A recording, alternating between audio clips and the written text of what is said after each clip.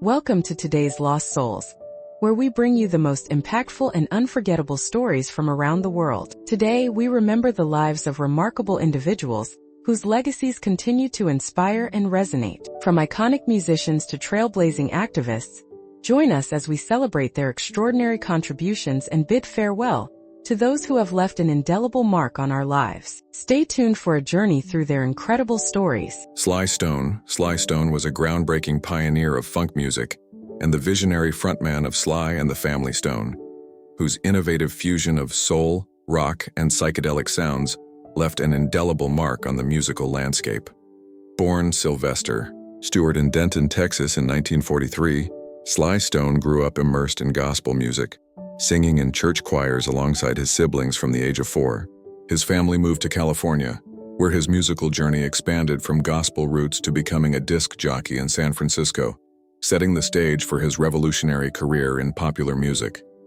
The nickname Sly originated from a classmate's misspelling of his name, and he later adopted the stage surname Stone, which his siblings also took on when joining his band. In the late 1960s and early 1970s, Sly Stone led Sly and the Family Stone, a multiracial and gender-diverse ensemble that broke barriers both musically and socially. The band became famous for hits like Dance to the Music, Everyday People, and Thank You, Falatin Me Be Myself Again, songs that combined infectious rhythms with powerful messages of unity and social consciousness. Their performance at TOI Deer, the 1969 Woodstock Festival, remains iconic, symbolizing the era's spirit of change and musical innovation. Sly Stone's music was revolutionary in how it blended funk, soul, rock, and psychedelic elements, influencing a wide range of artists from George Clinton and Prince to the Red Hot Chili Peppers and jazz legends like Miles Davis. His approach to music production and songwriting redefined pop and funk music, making him a monumental figure in the evolution of these genres. Critics have noted that music could be seen as distinctly before Sly and after Sly Stone, highlighting his transformative impact. Despite his immense success, Sly Stone's career was marred by struggles with drug use and erratic behavior, which contributed to the disbanding of the Family Stone in the 1980s. He became a more reclusive figure in later years, facing challenges including homelessness, health issues, and financial disputes over royalties. Nonetheless, his legacy endured, and he occasionally returned to performing, notably appearing at the 2006 Grammy Awards for a tribute to his band.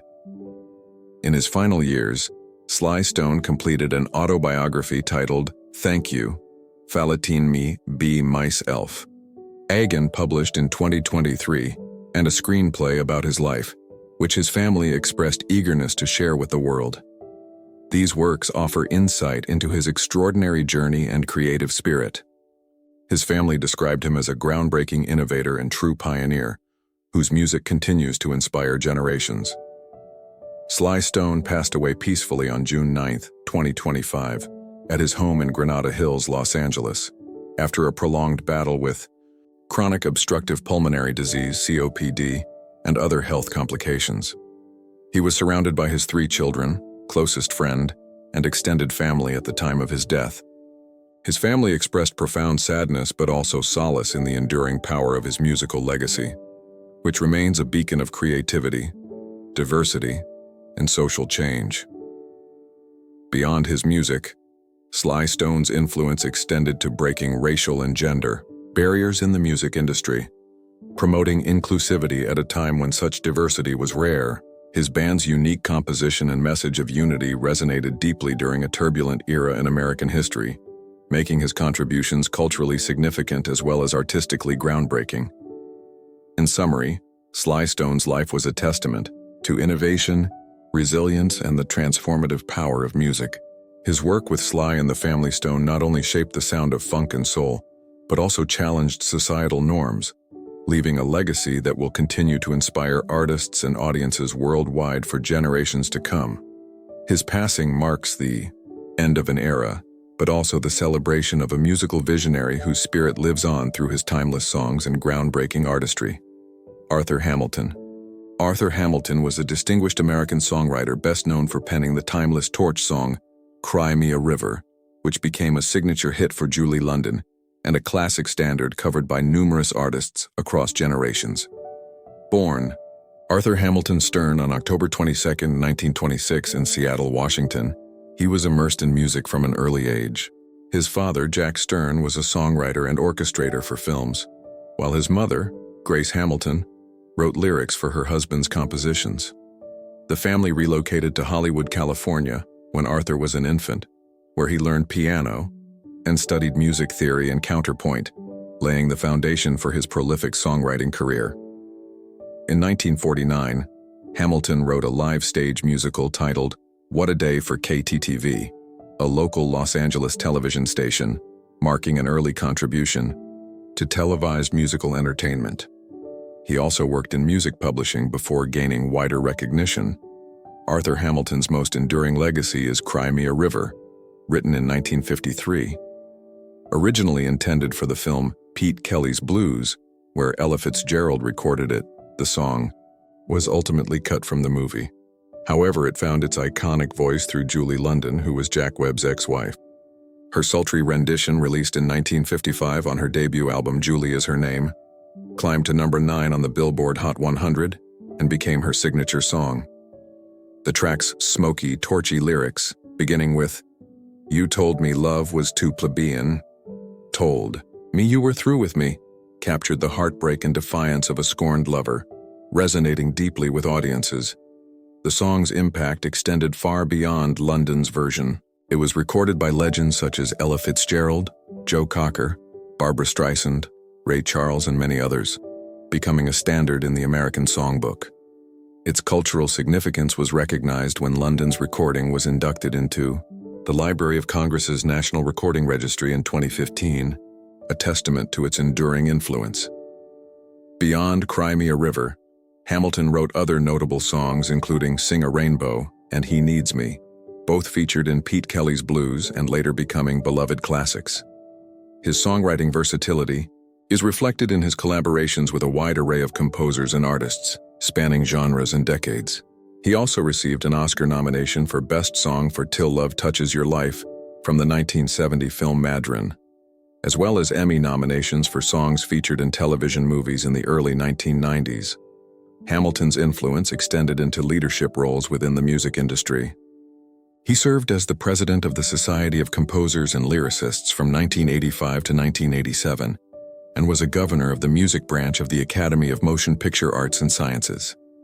He was also a member of the ASCAP Foundation Board, contributing to the governance and support of music creators.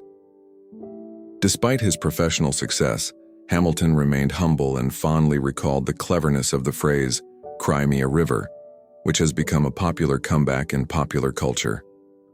In interviews, he expressed amusement and pride in how the phrase continued to be used with wit and charm in movies and television, often sharing a laugh about it with his wife. Arthur Hamilton passed away peacefully in June 2025. His death was announced by ASCAP and the Society of Composers and Lyricists, though specific details were not widely disclosed. He left behind a legacy defined by lyrical elegance, emotional depth, and a timeless contribution to American music. In summary, Arthur Hamilton's career as a songwriter was marked by his ability to craft songs that captured profound emotions, with simplicity and grace. His work, especially Cry Me a River, continues to inspire artists and listeners worldwide, ensuring his place as a cherished figure in the history of popular music. Barbara Ferris. Barbara Ferris was a celebrated English actress and fashion model whose versatile career spanned stage, film, and television, leaving a lasting impression on British entertainment from the 1960s through the 1990s. Born Barbara Gillian Ferris on July 27, 1936 in London, England, she began her artistic journey early, attending the Italia Conti Stage School and working as a dancer and fashion model before transitioning to acting. Her early experience in dance and modeling contributed to her poised screen presence and helped her navigate the dynamic entertainment industry of the swinging 60s. Ferris first gained public attention with her role as barmaid Nona Willis in the iconic ITV soap Coronation Street in 1961. Though she appeared in only 10 episodes, her portrayal was memorable, despite her departure, due to difficulties mastering the Lancashire accent required for the role. This early television exposure paved the way for a diverse acting career across multiple mediums. In cinema, Barbara Ferris became widely known for her role as Dinah in the 1965 film Catch Us If You Can, a youthful and spirited character who elopes with Dave Clark of the Dave Clark Five.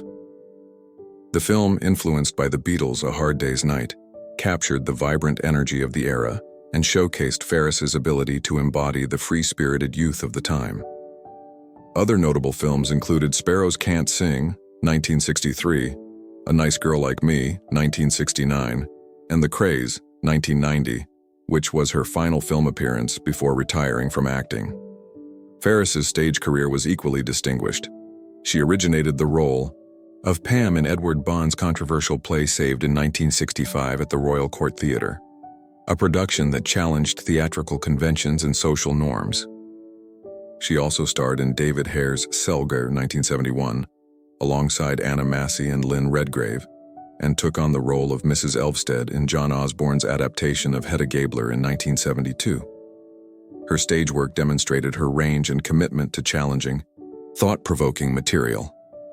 Throughout her career, Barbara worked with some of the most respected actors and directors of her time, including Laurence Olivier in Term of Trial, 1962, Oliver Reed in The System, 1964, and John Cleese and Donald Sutherland in Interlude, 1968. Her collaborations reflected her versatility and the high regard in which she was held within the industry. Beyond her professional life, Ferris was married to film producer John Quested, with whom she had 3 children, Nicholas, Christopher, and Catherine.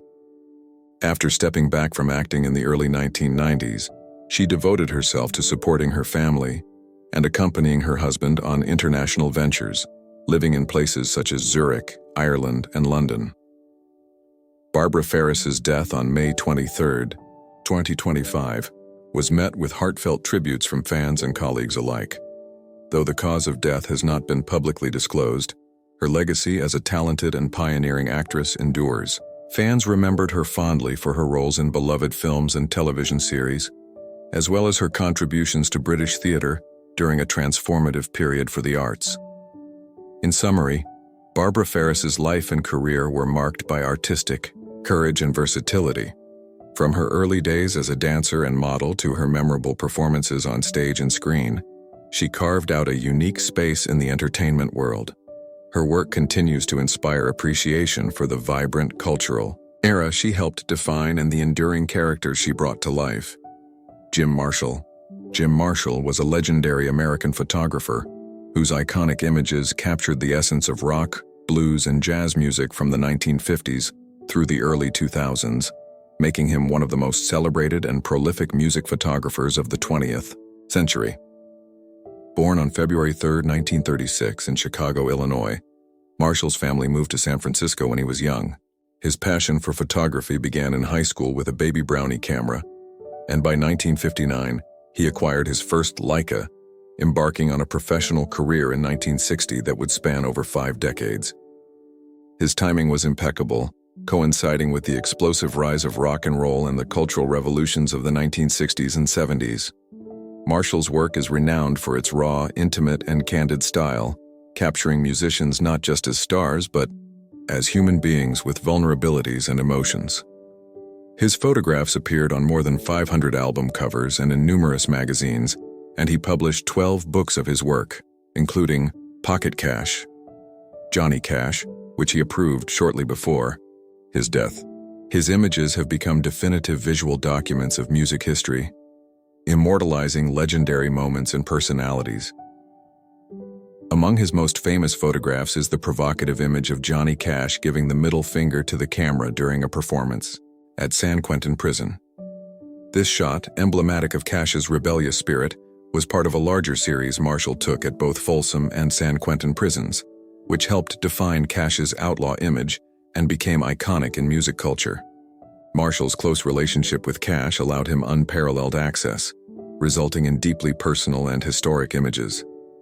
Marshall also captured unforgettable moments, such as Jimi Hendrix setting his guitar on fire at the Monterey Pop Festival in 1967. a photo that became a symbol of the era's radical changes in music and society. He photographed other legendary artists including Janis Joplin, The Grateful Dead, Jefferson Airplane, Miles Davis, John Coltrane, and the Rolling Stones. His ability to gain the trust and friendship of artists allowed him to shoot intimate, behind-the-scenes moments that few others could access. Beyond music, Marshall was a committed photojournalist who early in his career documented the civil rights movement and the living conditions in Appalachia. He resisted being labeled merely a celebrity photographer, emphasizing his role as a visual storyteller who sought to capture truth and emotion. Marshall's personality was as complex as his work. Known for his mercurial social behavior and restless energy, he was deeply curious and fully immersed himself in the culture he documented. Fellow photographers and musicians praised his dedication, with Graham Nash noting that artists trusted Marshall because he focused on getting the best shot, without intrusive questions. His friend and assistant Amelia Davis described him as having mellowed in later years, reflecting on his life with some regrets, but no regrets about how he lived it. Jim Marshall passed away peacefully in his sleep on March 24, 2010 in New York City while on a publicity tour for a joint book project. The cause of death was natural but not publicly detailed.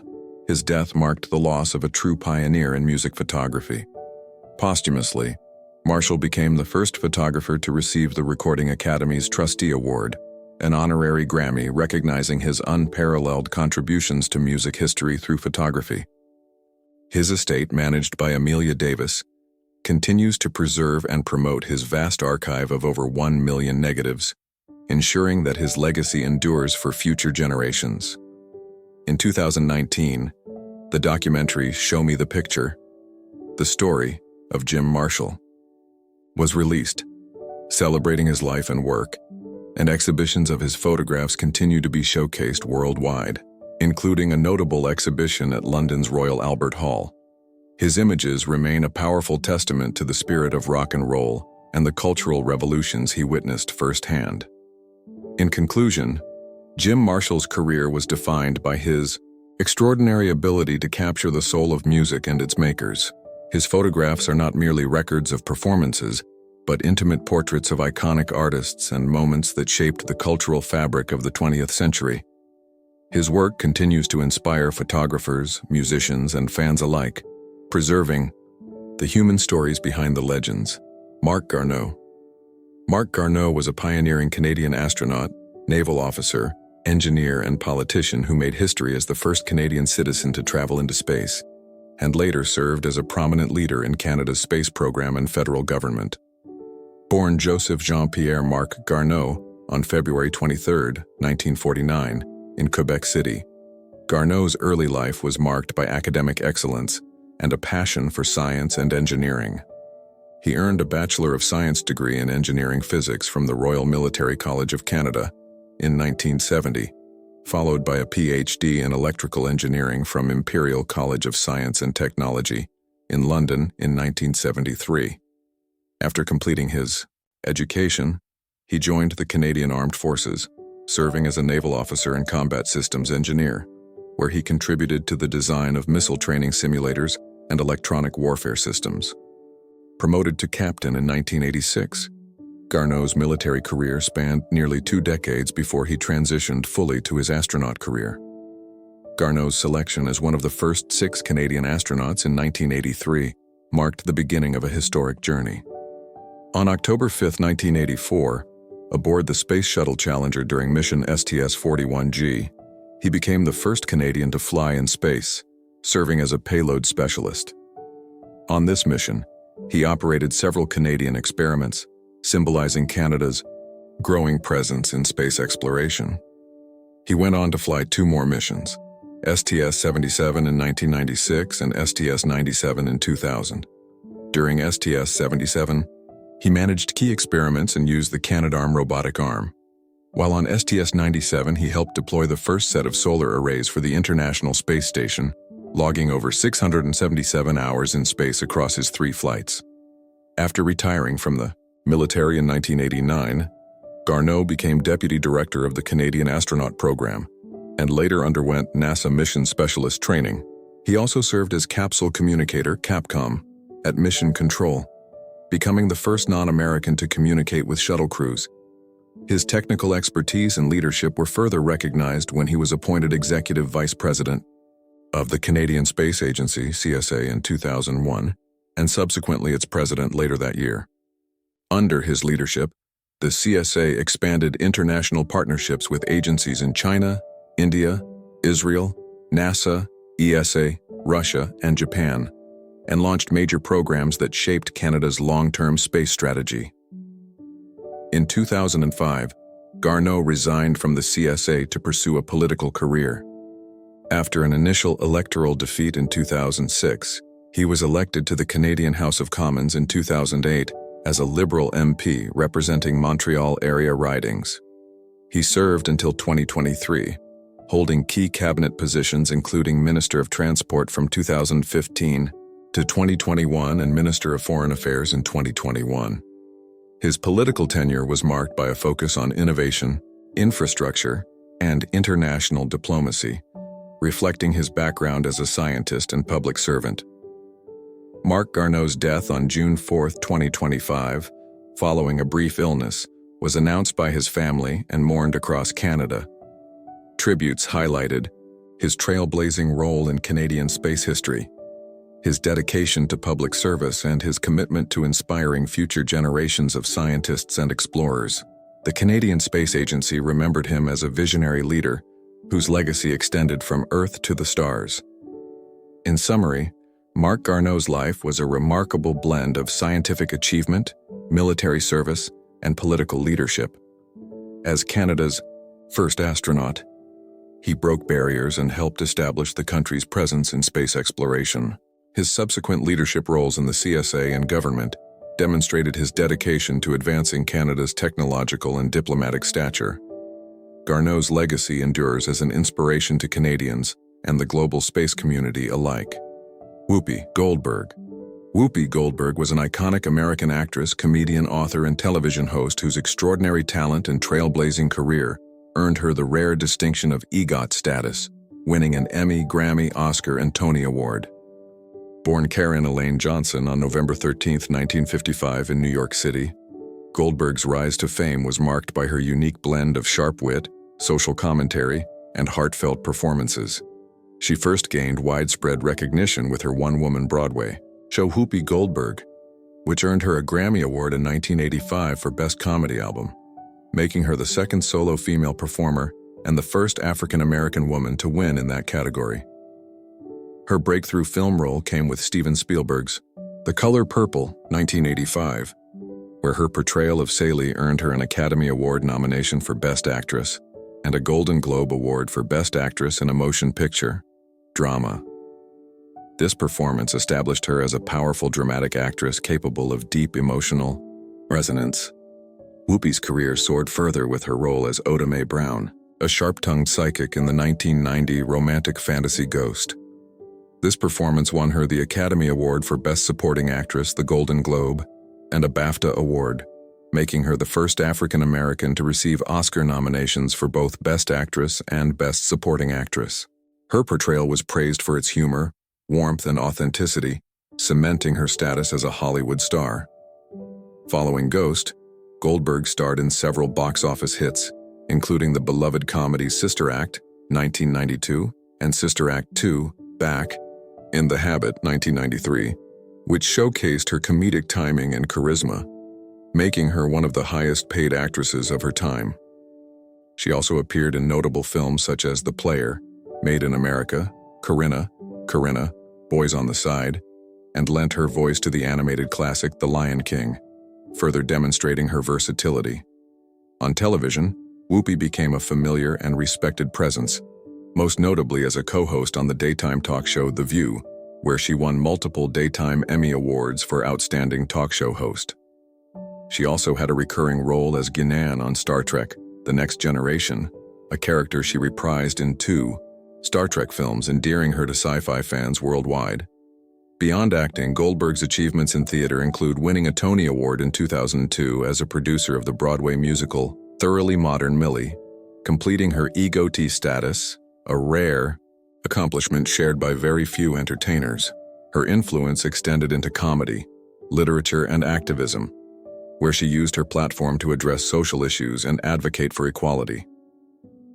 Throughout her life, Whoopi Goldberg received numerous honors, including the Hollywood Walk of Fame star, the Mark Twain Prize for American Humor, the Disney Legend Award, and honorary degrees recognizing her contributions to the arts and society. Whoopi Goldberg passed away peacefully in early June 2025, leaving behind a legacy defined by groundbreaking achievements, fearless artistry, and a commitment to using her voice for change. Her work broke barriers for African American women in entertainment and inspired countless artists and audiences around the world. In summary, Whoopi Goldberg's extraordinary career was marked by her dynamic talent across multiple disciplines, her historic EGOT achievement, and her enduring impact on film, television, theater, and culture. Her legacy remains a testament to creativity, resilience, and the power of storytelling. After serving in the United States Air Force, Marshall moved to New York City for 2 years, where he honed his skills and expanded his photographic vision. But it was back in San Francisco during the early 1960s that his career truly took off. The city's thriving jazz scene provided fertile ground for his early work. His first major jazz photograph was of the legendary saxophonist John Coltrane in 1960. The story goes that Coltrane asked Marshall for directions to a music critic's house, and Marshall offered to drive him there in exchange for the chance to take some pictures. This encounter blossomed into a friendship and led to portraits of other jazz greats like Miles Davis, Thelonious Monk, and Ben Webster. These images captured the intensity, soul, and complexity of the musicians, establishing Marshall as a master of jazz photography. Simultaneously, San Francisco was becoming the epicenter of the counterculture and rock and roll revolution. Marshall was perfectly positioned to document this seismic shift. He gained the trust and friendship of many of the era's most influential artists, including Janis Joplin, The Grateful Dead, Jefferson Airplane, The Grateful Dead, The Rolling Stones, Led Zeppelin, Bob Dylan, and Jimi Hendrix. His photographs were not posed or staged, rather they were raw, spontaneous, and deeply human. He famously insisted on shooting without artificial lighting, makeup, or direction, preferring to capture his subjects as they truly were. This approach gave his images an unparalleled authenticity and emotional power. One of Marshall's most iconic photographs is the image of Johnny Cash giving the middle finger during a 1969 concert at San Quentin Prison. This rebellious, defiant gesture perfectly encapsulated Cash's outlaw persona and became a symbol of rock and roll's spirit of resistance. Marshall's close relationship with Cash allowed him to photograph the singer extensively, including at Folsom Prison, producing some of the most enduring images of Cash's career. Marshall was also the official photographer for the Beatles' final concert at Candlestick Park in San Francisco in 1966, and served as the head photographer at the legendary Woodstock Festival in 1969. His images from Woodstock captured the energy, hope, and chaos of that historic event, helping to define the visual mythology of the 1960s. Beyond rock and jazz, Marshall's work extended to documenting important social and political moments. For example, on November 22, 1963, when President John F. Kennedy was assassinated, Marshall was in New York City and captured the raw, unfiltered reactions of people on the streets, reflecting the nation's shock and grief. His photojournalistic sensibility ensured that his work was not only artistically compelling, but also historically significant. Marshall's career spanned decades, during which his photographs graced over 500 album covers and countless magazine pages, including Rolling Stone. He published numerous books such as Monterey Pop, 1992, Not Fade Away, The Rock and Roll Photography of Jim Marshall, 1997, Proof, 2004, and Pocket Cash, 2010, which celebrate his vast archive of work. His photographs have been exhibited worldwide, including major retrospectives at the Rebecca Hossack Gallery in London and the Royal Albert Hall.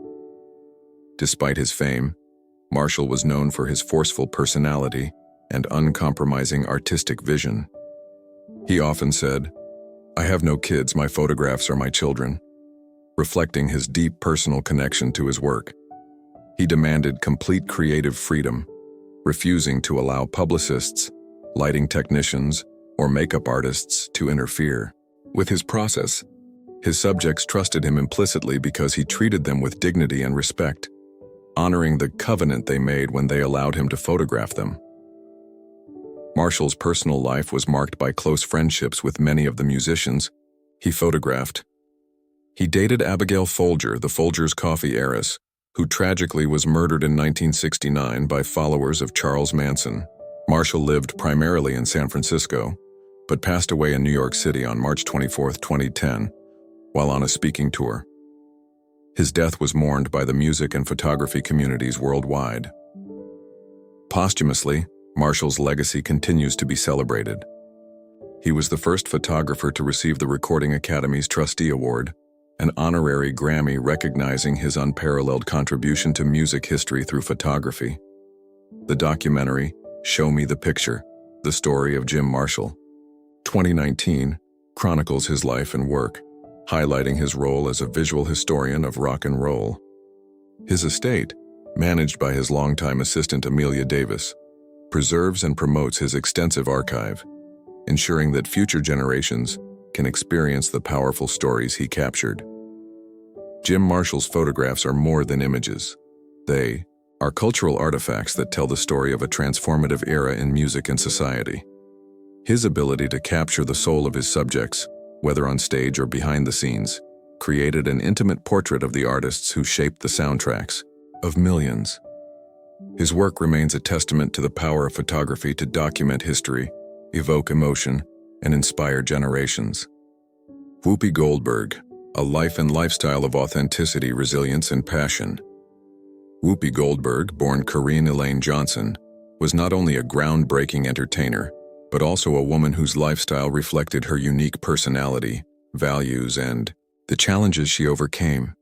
Throughout her life, she maintained a lifestyle marked by authenticity, resilience, humor, and a deep commitment to social issues, all while balancing a demanding career in Hollywood and beyond. Early life and foundations of her lifestyle.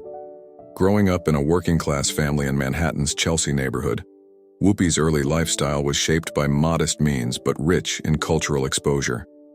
Raised primarily by her mother, Emma Johnson, who worked as a nurse and teacher, Whoopi learned the importance of hard work, education, and self-reliance. Her mother's influence instilled in her a grounded approach to life, emphasizing kindness, perseverance, and the value of being true to oneself. Despite financial challenges, Whoopi's childhood was filled with creativity and performance. She was drawn to the arts from a young age, participating in school plays and local theater. Her early exposure to diverse cultural experiences in New York City broadened her worldview and helped develop the social consciousness that would later become central to her public persona, embracing individuality and breaking barriers. One of the defining aspects of Whoopi Goldberg's lifestyle was her unapologetic embrace of individuality. Early in her career, she chose the stage name Whoopi, a nickname that reflected her playful, irreverent spirit. This choice symbolized her refusal to conform to Hollywood's conventional expectations, instead forging a path that was uniquely her own. Her lifestyle was characterized by a fearless approach to self-expression. Whether it was through her eclectic fashion choices, her candidness in interviews, or her willingness to tackle controversial topics, Whoopi lived life on her own terms. She often spoke about the importance of authenticity, encouraging others to embrace their true selves without fear of judgment. Health and wellness. Balancing a demanding career. Maintaining her health was an important part of Whoopi's lifestyle, especially given the physical and emotional demands of her career. She was known to be candid about her struggles with weight and health, openly discussing her journey with weight loss and body image. Her approach to wellness was holistic, focusing not just on physical fitness but also on mental and emotional well-being. Whoopi practiced mindfulness and meditation, finding these practices essential for managing stress and maintaining balance amid her busy schedule. She also emphasized the importance of laughter and humor as tools for healing and resilience, often citing comedy as a form of therapy that helped her navigate life's challenges. a passion for social justice and activism. Whoopi Goldberg's lifestyle was deeply intertwined with her commitment to social justice and activism. Throughout her life, she used her platform to advocate for civil rights, gender equality, LGBTQ+ rights, and other causes close to her heart. This dedication was not just a public stance but a core part of how she lived her life. She frequently participated in charitable events, fundraisers, and awareness campaigns. Whoopi was known to mentor young artists and activists, encouraging them to use their voices for positive change. Her home was often a gathering place for discussions about social issues, reflecting her belief in the power of community and dialogue. Family and personal relationships. Family played a significant role in Whoopi's lifestyle. Despite her fame and busy career, she prioritized her relationships with her children and close friends. She was a mother to her daughter, Alexandria Martin, and maintained a close bond with her throughout her life. Whoopi often spoke about the joys and challenges of motherhood, emphasizing the importance of love, support, and open communication. Her personal relationships were characterized by loyalty and authenticity. She valued deep connections over superficial interactions and was known for her straightforward, honest communication style. Friends and colleagues often described her as fiercely loyal and generous, someone who would go to great lengths to support those she cared about, spirituality and personal growth. Spirituality was another cornerstone of Whoopi Goldberg's lifestyle. She explored various spiritual traditions and philosophies, seeking meaning and growth beyond the material world. This spiritual curiosity informed her compassionate worldview and her approach to life's challenges. Whoopi often spoke about the importance of forgiveness, empathy, and understanding, values that guided her interactions with others. Her spirituality was not confined to any single religion, but was a personal journey that emphasized connection, love, and the pursuit of inner peace. Balancing fame and privacy. Navigating fame while maintaining privacy was a delicate balance in Whoopi's lifestyle. She was candid about the pressures of celebrity, but also fiercely protective of her personal life. Whoopi managed to keep much of her private world away from the public eye, choosing carefully what to share and when. Her approach to fame was pragmatic and grounded. She viewed her celebrity status as a tool to amplify important messages rather than an end in itself. This perspective allowed her to maintain a sense of normalcy and authenticity despite the spotlight. Hobbies, interests, and leisure. Outside of her professional life, Whoopi enjoyed a variety of hobbies and interests that enriched her lifestyle. She was an avid reader, with a particular fondness for history and spirituality. Music was also a significant part of her life, both as a source of inspiration and relaxation. Travel was another passion. Whoopi often spoke about how exploring different cultures broadened her perspective and deepened her appreciation for diversity. Whether visiting remote villages or bustling cities, she embraced travel as a way to connect with the world and herself. Legacy of a life well lived. Whoopi Goldberg's lifestyle was a testament to living authentically, embracing challenges, and using one's gifts for the greater good. She balanced a multifaceted career with a rich personal life rooted in love, laughter, and social responsibility. Her journey from a modest upbringing in New York to international stardom was marked by resilience, courage, and an unwavering commitment to being true to herself. Her legacy extends beyond her artistic achievements to the values she embodied and the lives she touched.